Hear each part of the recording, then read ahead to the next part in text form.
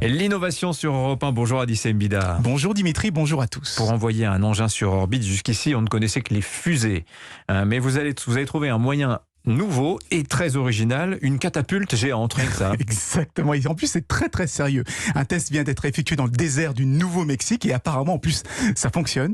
Le principe, alors il est tout simple. On accroche un satellite à un câble, on le fait tourner très très très vite dans le vide, comme une fronde, et dès qu'il a suivi l'envie, on le lâche, il décolle. C'est comme une fronde, c'est comme le lancer de marteau en athlétisme, mais avec un satellite et avec des vitesses qui dépassent plusieurs fois la vitesse du son.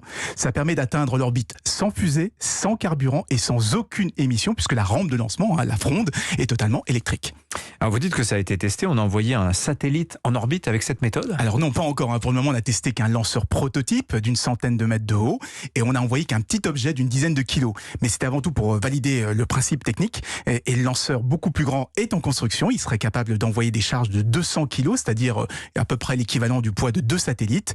Alors vous allez me dire, 200 kilos, c'est pas beaucoup. Une grosse fusée peut facilement transporter plusieurs tonnes.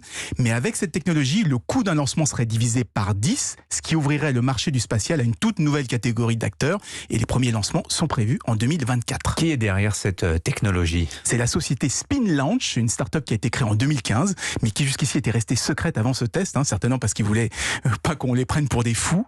Et d'ailleurs, c'est pas la seule à vouloir réduire les coûts du spatial. Il y a aussi les Anglais de B2 Space qui travaillent, eux, sur un ballon qui relâcherait une mini-fusée une fois qu'on est à très très haute altitude. Et là encore, l'idée, c'est de réduire les émissions de l'atmosphère pour s'assurer que les futurs envois de satellites seront non seulement moins chers, mais surtout beaucoup plus propres. Parce qu'aujourd'hui, ce sont des tonnes de gaz toxiques qui sont rejetés à chaque décollage de fusée. Merci Adissé Mbida.